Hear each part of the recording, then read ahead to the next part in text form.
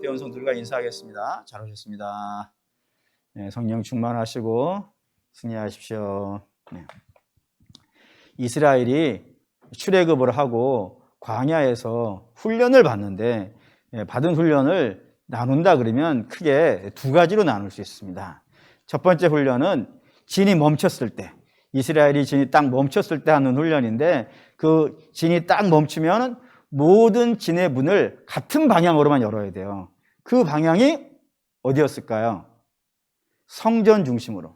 모든 진이 이렇게 딱 진을 치면은 이 진 한가운데에 성막이 딱 건설이 되어지고, 성막이 건설되어지면 모든 창문들은 다 이 성막 쪽을 향해서 열면서 날마다 멈췄을 때마다 뭐 하냐면은 제사 드리는 훈련을 하는 거예요. 이게 첫 번째 훈련이고, 두 번째 훈련은 진이 움직이고 있을 때예요. 진이 움직일 때는 이제 4개의 진으로 나눠서 가는데, 이 진 한가운데에 뭐가 있냐면 법궤가 있습니다. 그래서 진이 움직일 때는 법궤 중심으로 움직이는 훈련을 하는 거예요. 다시 말하면 말씀대로 살아가는 것이죠. 그러니까 진이 멈췄을 때는 예배, 진이 움직일 때는 말씀, 진이 멈췄을 때는 예배, 진이 움직일 때는 말씀. 이 훈련을 무려 몇 년을? 40년을 한 거예요. 그러자 모이면 예배하고 뭐 움직이면 말씀 따라 움직이고, 저거 하는 거 40년 훈련했더니 뭐 별것 있겠나 생각이 되실 수 있겠지만 별게 있어지죠. 어떻게 있어지냐면 이 출애굽한 이스라엘이 요단강을 가르고 들어가는 거예요. 전에는 문제만 있으면은 홍해바다 앞에서도 벌벌벌 떨었고, 또 민수기 13장의 가데스 바네아에서도 적이 크다는 말 한마디에 벌벌벌 떨었던 이스라엘인데, 이제는 요단강을 갈라줘야 들어가는 것이 아니고 그들이 들어간단 말이에요. 하나님이 안 갈라주셨는데도 들어가면 갈라주신단 말 한마디를 의지해서 요단강 물을 밟는단 말입니다. 그래 요단강이 쫙 갈라지기도 하고, 또 요단강 건너고 나서 길갈이라는 곳에 텐트를 첫 번째, 가나안 들어가서 첫 번째 진을 친 곳이 이 길갈이라는 곳인데, 그 길갈에서 두 가지를 해요. 하나는 유월절을 지키고, 또 하나는요 할례를 해요. 모든 남자들이 수술을 하고 다 누워있는 거예요. 적진 앞에서. 그래도 겁을 내질 않아요. 뿐만 아니라 하나님이 여리고 돌라 그러는 거예요. 군대로 가는 것도 아니고 그냥 돌아라. 그것도 남녀노소 가릴 것 없이 매일 한 바퀴씩 돌고 마지막에는 7바퀴 돌고 소리를 쳐라. 그럼 무너질 것이다. 여러분은 그렇게 하면 믿으시겠습니까? 이스라엘 믿고 도는 거예요. 그리고 마지막 날 소리 쳤더니 어떻게 되는 거예요? 그런 일이 벌어지는 거예요. 그러니 이 40년 예배드리고 40년 말씀대로 살아가는 것들이 저들에게는 얼마나 대단한 훈련이었는지 아시겠죠. 그리고 가나안에 들어갔단 말입니다. 문제는 가나안 들어갈 때 문제가 생긴 것이 아니고 가나안 들어가서 문제가 생겨버렸어요. 그 문제가 뭐냐면, 하나님이 가나안 들어가는 이스라엘에게 요구하신 게 딱 한 가지가 있습니다. 뭐를 요구하시냐면, 너희가 가나안에 들어가거든 그 가나안에 살고 있는 가나안 족속은 남자와 여자를 가리지 않고 노인과 아이를 가리지 않고 다 어떻게 하라고요? 죽이라고 그런 거예요. 간혹 세상 사람들은 이런 명령 갖고 굉장히 잔혹한 명령이라 하지만 그게 하나님의 심판입니다. 마지막 때에 가면은 하나님이 심판을 해주시는데 남녀노소 가려가지고 심판하고 그러지 않습니다. 마지막 주의 재림하시는 날은 남녀노소 관계없이 이 세상의 모든 것들이요 하나님의 심판을 받을 거예요. 근데 그거를 이미 한번 하신 거란 말이에요. 가나안 족속들에 향해서 하나님이 저들을 멸하라 그랬단 말입니다. 근데 문제는 이스라엘이 이 명령을요 어기는 거예요. 볼까요? 사사기 1장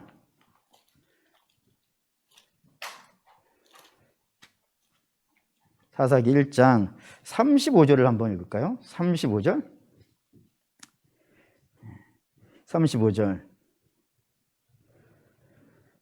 34절부터 읽죠. 34절부터 읽겠습니다.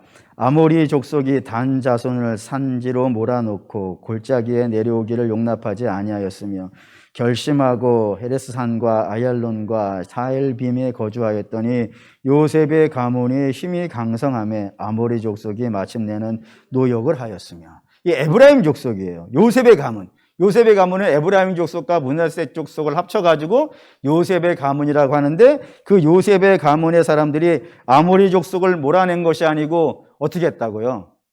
저들을 종 삼았다 이거예요.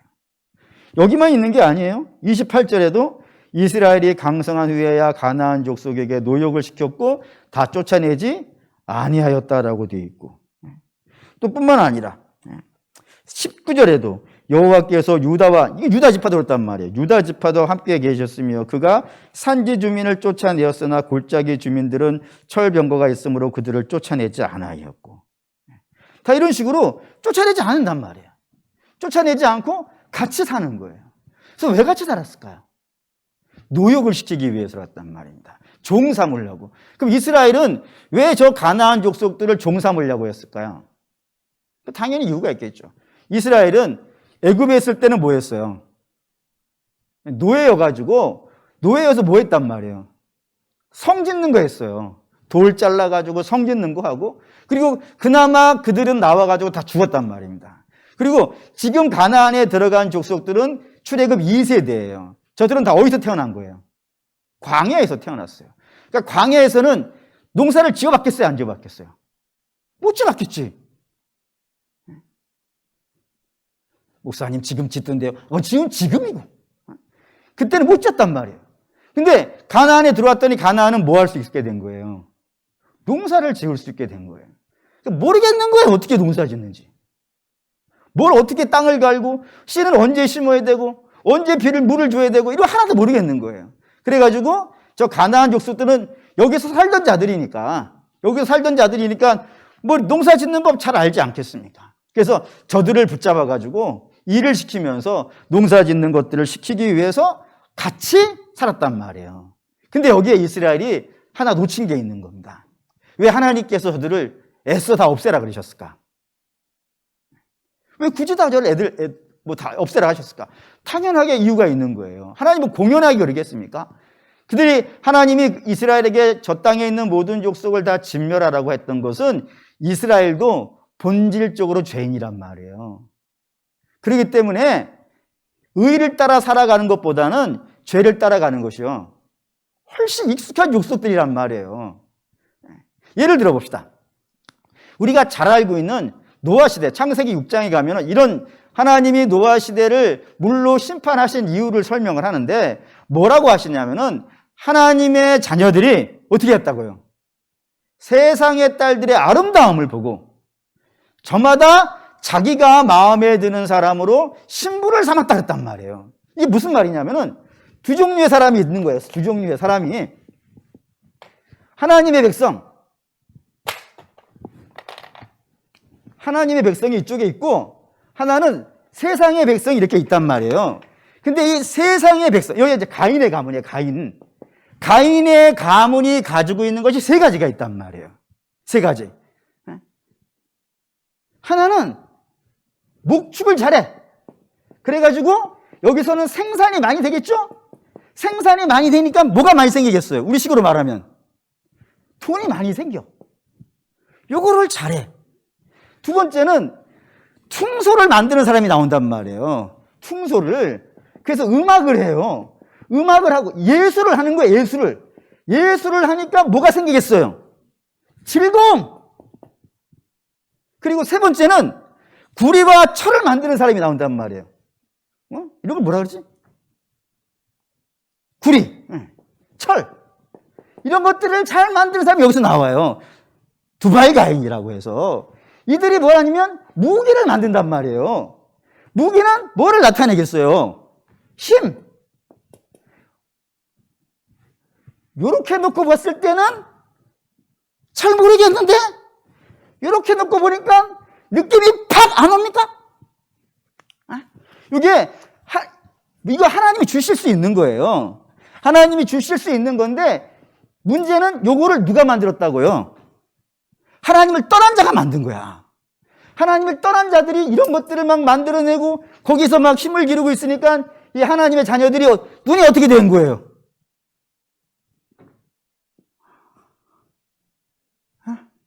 네. 여기 이 유혹이 안 넘어갈 수 있는 사람은 제 기준으로 봤을 땐 나 하나뿐인 것 같아. 만만한 게 아니란 말이에요. 보통 믿음 가지지 않고서는 이거를 이겨나간다는 것은요, 너무 힘들어. 그래가지고 얘네들한테 막 끌려갔단 말이에요. 끌려가니까 여기 봅시다. 창세기 6장. 창세기 6장.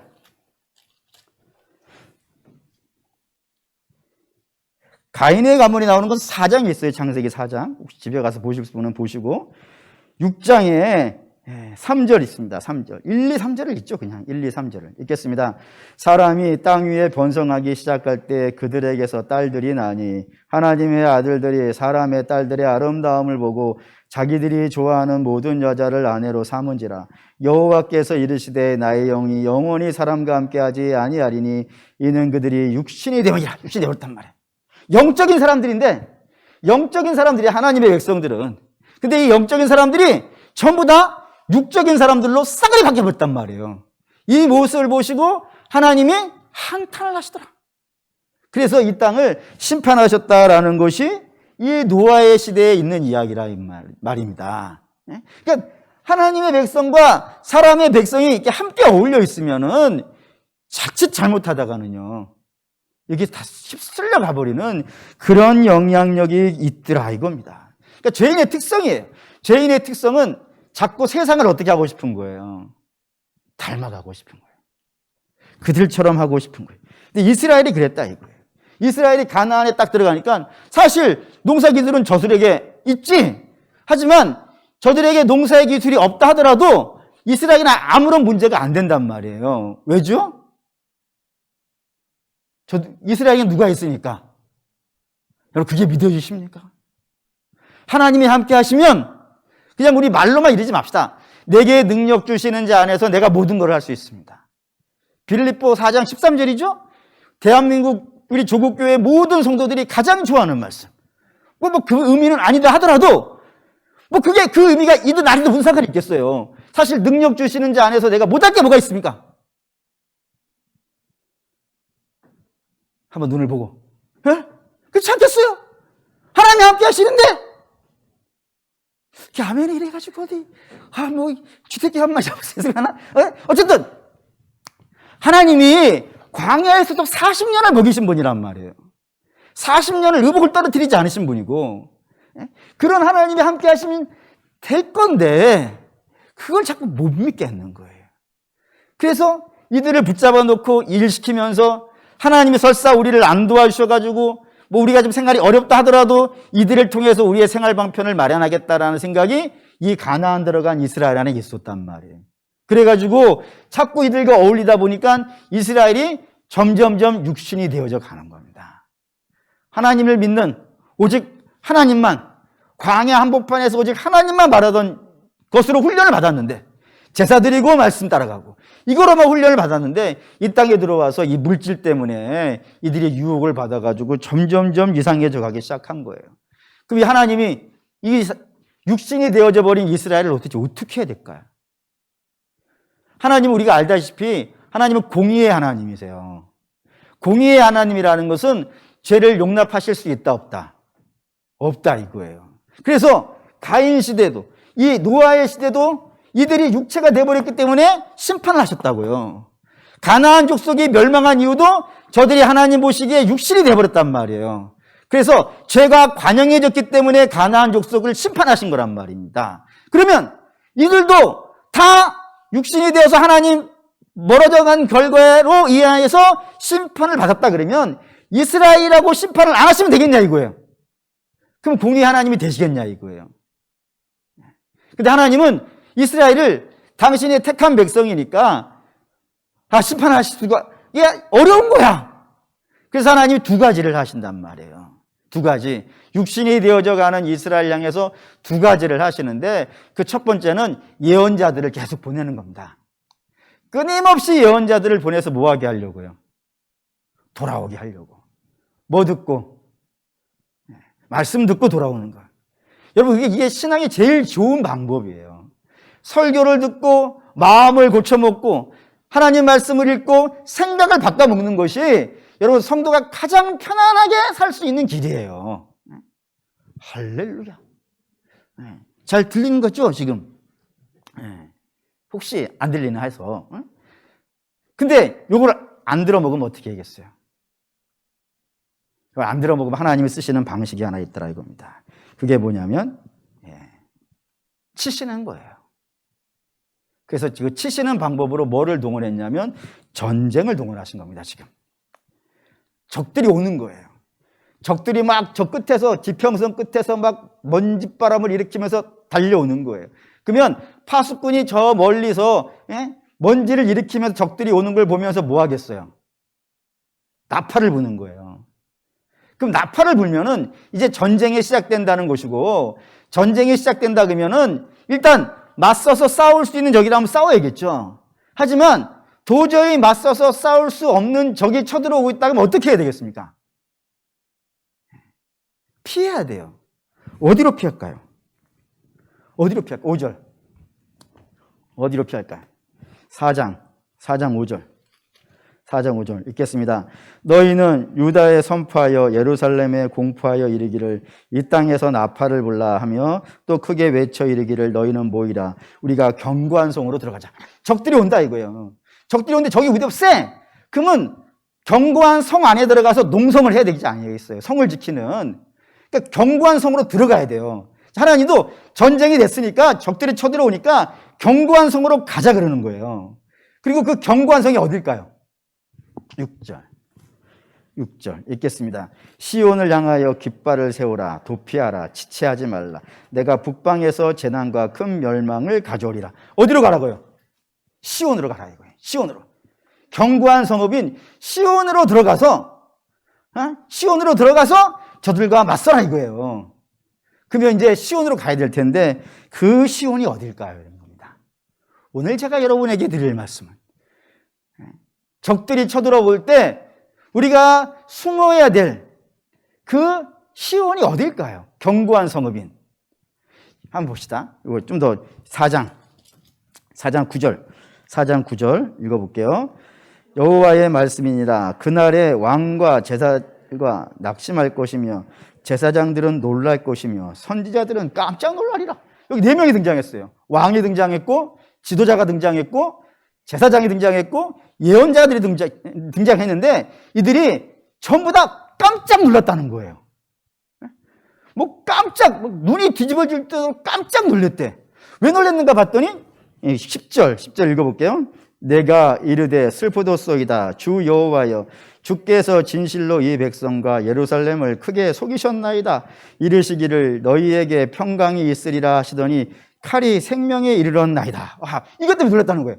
그러니까 이들이 하나님께서 견고한 성읍인 시온으로 가라 해가지고 전부 다 어디로 갔다 이거예요? 예루살렘으로 갔다 이거예요.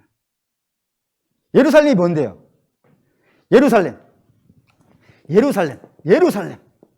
예루살렘에서 이 샬렘은 여러분이 들어봤어요. 언제 들어봤을 것 같으세요? 샬롬이에요. 샬롬. 평강이라는 뜻이고 예루는 기초예요.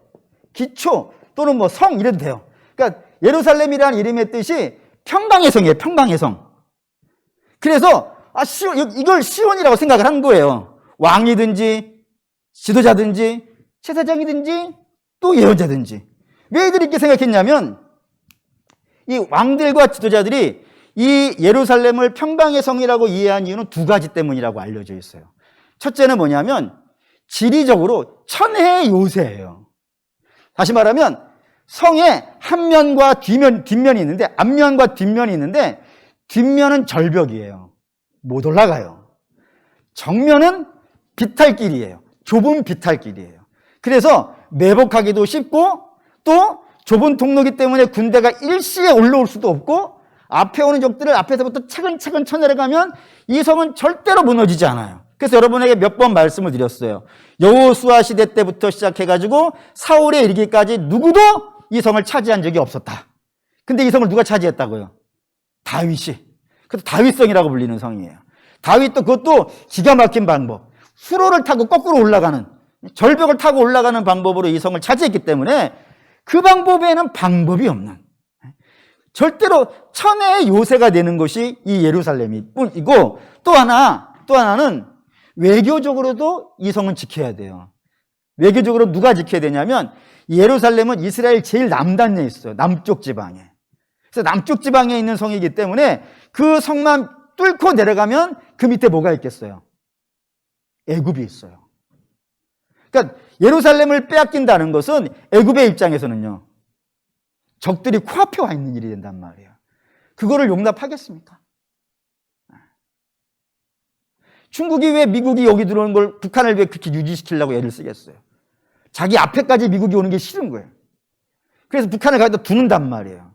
그것처럼 애굽도 예루살렘마저도 빼앗긴다 그러면은 적들을 바로 코앞에서 만나야 되기 때문에 적들이 쳐들어오면 반드시 예루살렘을 지키기 위해서 애굽의 군대를 보내줄 것이다라고 믿었던 사람들이 누구라고요? 왕과 지도자들이에요. 그래서 이게 평강의 성읍이다라고 얘기한 것이고, 반면에 예언자들과 제사장들도 이 성이 평강의 성이라고 한 이유는 여기에 뭐가 있으니까? 성전이 있단 말이에요. 성전이 있으니까 이 성전에 하나님이 계신 곳이고, 하나님이 우리가 설사 마음에 들지 않는다 하여도 이곳에서 드리는 제사가 있고, 이곳에 제사장들도 있고, 이곳에 하나님의 집이 있으니까 그래도 여기는 지켜주시지 않겠는가 라는 그런 생각을 가지고 있었단 말이에요. 그런 생각들이 있어가지고 정치인들도 종교인들도 전부 다 예루살렘이 평강의 성이라고 생각했고, 여기가 시온이라고 생각했고, 어려운 일이 생기고 힘든 일이 생기면 다 이쪽으로 가면 우리는 살 수 있다라고 생각했단 말입니다. 근데 10절에 뭐라 그런 거예요? 하나님을 속였다 이거예요. 무슨 뜻이겠어요? 여기가 무너진 거예요. 안 무너질 거라 생각했었는데, 정치적으로도 지역적으로도 종교적으로도 절대로 안 무너질 거라 생각했는데, 하나님이 지켜주신다고 생각했었는데 무너졌다 이거예요. 어떻게 가능하냐 이게. 하나님을 속이신 거 아닙니까? 여기가 시온이라고 해놓고 라고 따지는 거예요. 그러자 하나님이 이거 봅시다.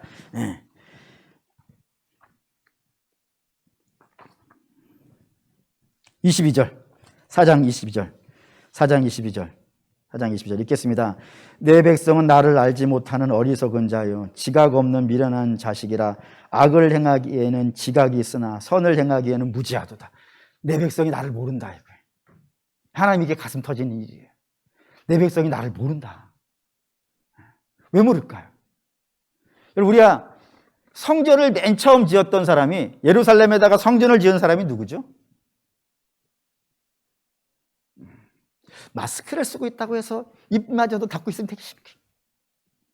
다 아는 내용인데, 다시.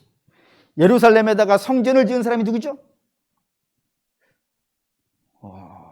솔로몬이라는 사실을 알면서도 모른 척 하시는. 솔로몬이 성전을 지었잖아요.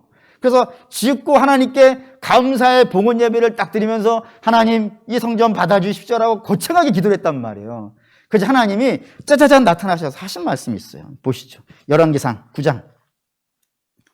열왕기상 9장.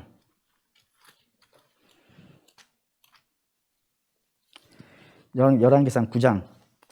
좀 길지만 하나님이 말씀하신 거니까 우리가 좀 읽어봅시다. 9장 2절에서부터 9절까지입니다. 9장 2절에서 9절 읽을게요.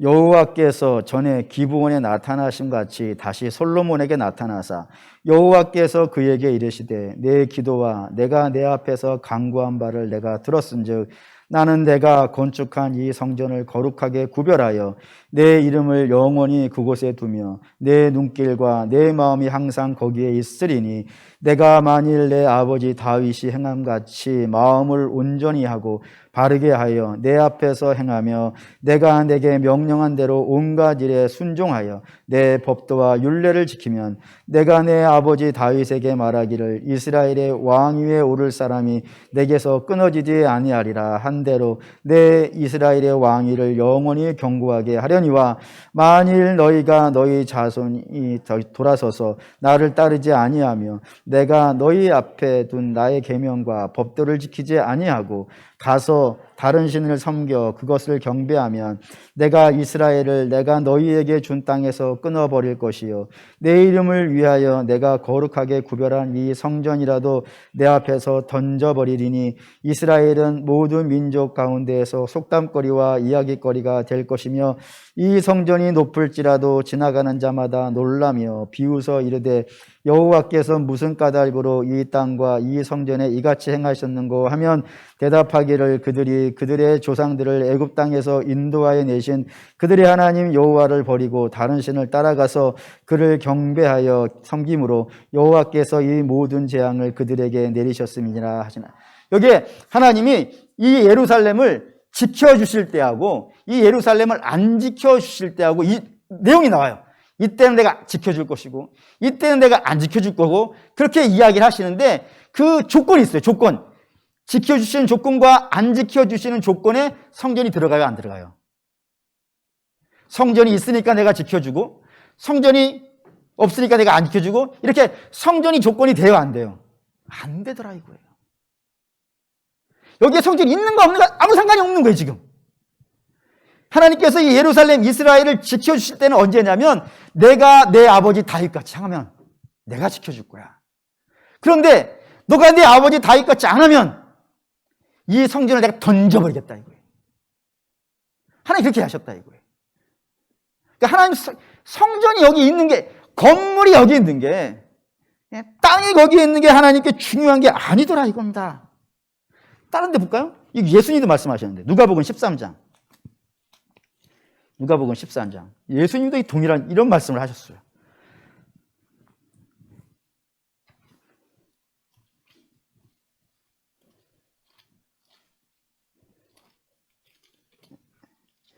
네.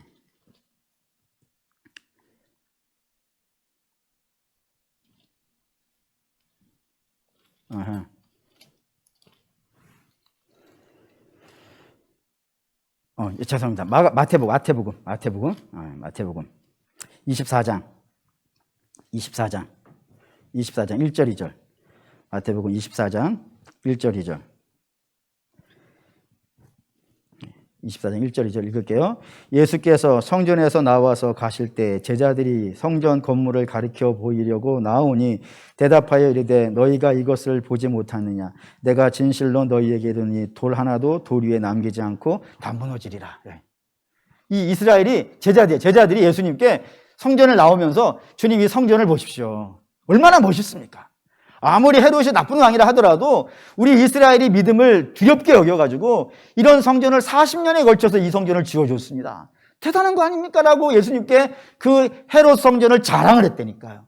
그러자 주께서 너희가 이 성전이 자랑스럽냐? 내가 오늘 이 성전을 무너뜨려 버릴 거야. 그것도 돌 위에 돌이 남기지 않도록 철저히 무너뜨릴 거야 라고 이렇게 말씀하시는 거예요. 그러니까 하나님에게 있어서 건물로 된 성전이 중요한 거예요, 안 중요한 거예요? 하나도 안 중요한 거예요. 하나도 중요하지 않은 문제가 된다 이거예요. 그러니까 이 건물이 있는 성전이 있는 예루살렘이라고 하는 곳은 시온이 될 수가 없어요. 던져버리는 거니까. 마음에 안 들면 하나님 뜻대로 안 오면 던져버릴 수 있는 거니까 하나님도 중요한 게 아니에요. 그러면 진짜로 하나님이 시온이라고 한 것, 뭐를 시온이라고 그러셨을까? 주께서 이런 말씀하셨어요. 이걸 볼게요. 여기가 중요해요. 마태복음 23장 바로 위에 있어요. 바로 위에 24장 바로 위에 37절에서부터 37절 읽어보겠습니다.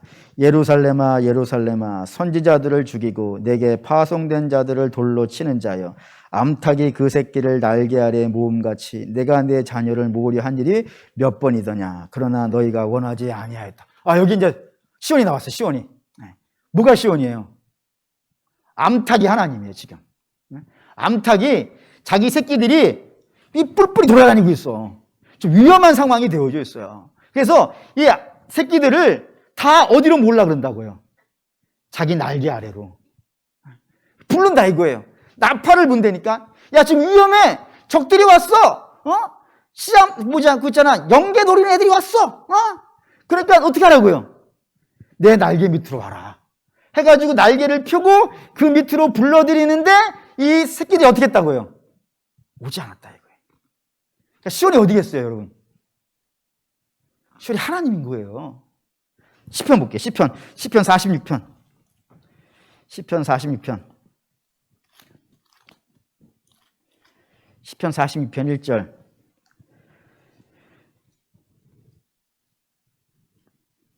(1절에서) (3절) 시편 46편 1절에서 3절 읽겠습니다. 하나님은 우리의 피난처시요 힘이시니 환난 중에 만날 큰 도움이시라. 그러므로 땅이 변하든지 산이 흔들려 바다 가운데 빠지든지 바닷물이 솟아나고 뛰놀든지 그것이 넘침으로 산이 흔들릴지라도 우리는 두려워하지 아니하리로다. 지금 천재지변이 일어났어요. 사람이 감당할 수 없는 그런 문제들이 막 눈앞에 일어나가지고 우리가 그 안에서 죽는다라고 막 그러는 상황이 펼쳐진 거예요. 그런데도 불구하고 전혀 두렵지가 않대. 왜요? 우리가 피난처에 들어갔다 이거예요. 그 피난처, 시온이 어디라고요? 하나님이라고. 그러니까 하나님이 지금 이 죄로 인하여서 지금 심판받아야 되는 백성에게 나팔을 부신 거예요. 전쟁을 일으키고 문제를 갖다 준 거예요. 그러면 그 문제가 왔을 때 하나님 백성들은 숨어야 되는 곳이 있단 말입니다. 거기가 어디라고요? 하나님이라고. 하나님께 가야 되는 거예요, 지금. 문제가 있으면 어려움을 만났고 답답한 일이 생겼고 사방군대로 막 우겨쌈을 당하여가지고 중리산이하는 그런 문제가 생겼을 때 우리가 피해야 될 반석이고 우리가 피해야 될 안식처는 하나님이라는 거예요. 그러니까 하나님께 오라. 하나님께 오라고 그렇게 이야기하는데도 불구하고 이스라엘이 가지 않았다 이거예요. 가지 않았다 이거예요. 엉뚱한 데로만 다니는 거야. 사랑하는 여러분, 하나님께 돌아간다는 건 어떤 의미일까요? 그걸 가장 잘 설명해 준 성경이 룻기입니다. 룻기는 이렇게 시작돼요. 이 나오미네 집안, 남편과 그리고 나오미와 말론과 기론이라고 하는 이 네 명이 베들레헴의 약속의 땅에 기근이 생겼어요. 그러자 그 약속의 땅에 기근이 생겼다는 이유로 약속의 땅을 버리고 모압 땅에 가 사는 거예요. 하나님의 집을 버리고 딴 데로 갔다고요. 근데 거기서 뭐를 만난 거예요? 고통을 만났어요. 남편이 죽고 두 아들이 죽은 거예요. 그러자 나오미가 어떻게 합니까? 돌아가는 거예요. 어디로? 베들레헴으로. 내가 버렸던 그 땅으로 돌아가서 거기서 뭐 누가 환영해 주는 것도 아니고 기다리고 있는 사람도 있던 것도 아니란 말이에요. 거기 가가지고 쌀 주워서 먹어요. 거기 쌀 있나? 뭐 있겠지. 어? 양식 주워서 먹는 거예요. 양식 주워 먹는 한이 있더라도 어디로 가는 거예요? 하나님이 내게 주신 약속의 땅, 하나님께로 가는 거예요. 그래서 가서 많은 모진 어려움과 힘든 일이 있지만 거기서 끝까지 말씀을 붙잡고 살아가는 것, 그게 하나님께 돌아가는 거예요. 그게 돌아가야 되는 거야. 그렇게 돌아가자, 그렇게 약속의 땅으로 돌아가자 하나님이 그 나오미의 가문에 다윗을 주시는 거예요. 회복의 역사를 주신다 이겁니다. 그러니 그런 성경을 보면서 우리가 어디로 돌아가야 되는가?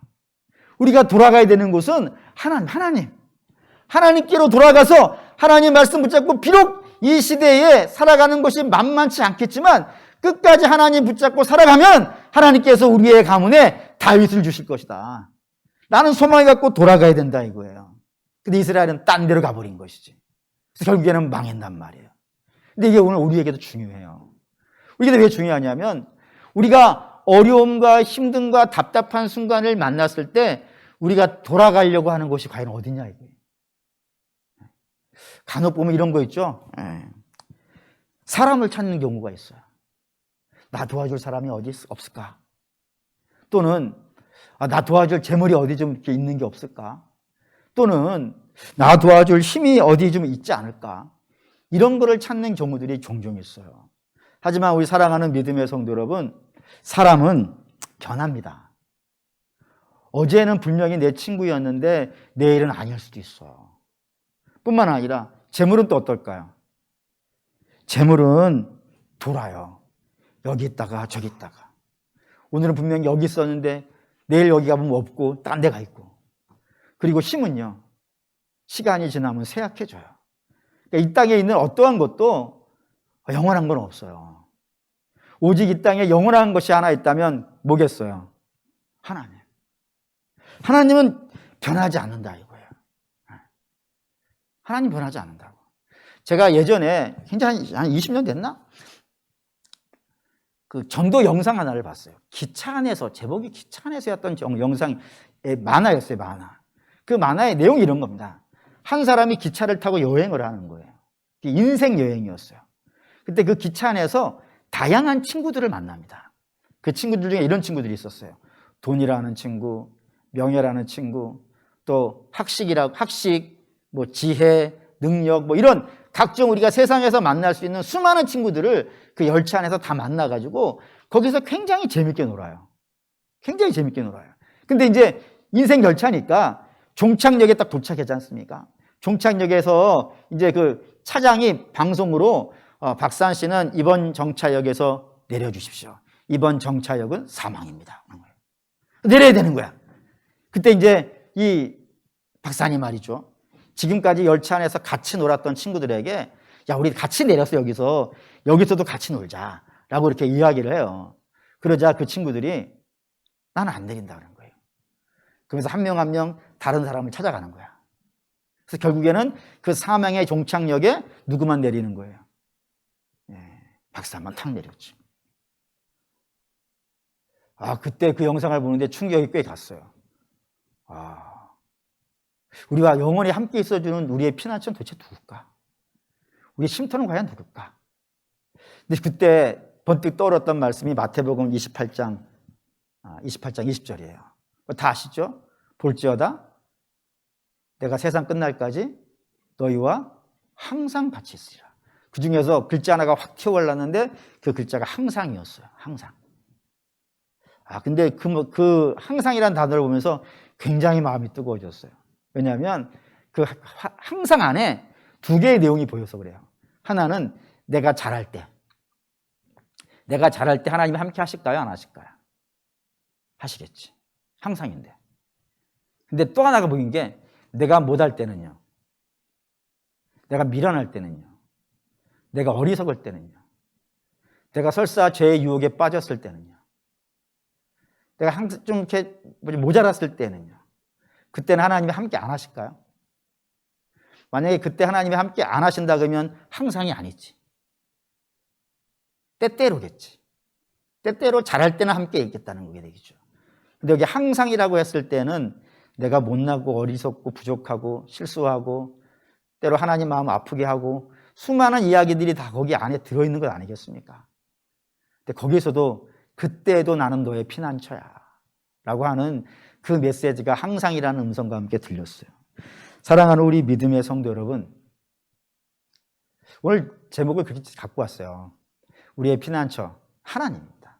우리의 시온은 하나님입니다. 이스라엘은 그 시온을 그냥 예루살렘이라고 해가지고 그쪽으로 뛰어갔다가 거기서 망한 거예요. 그럼 우리는 그 망한 걸 보면서 이런 마음을 가져야겠죠.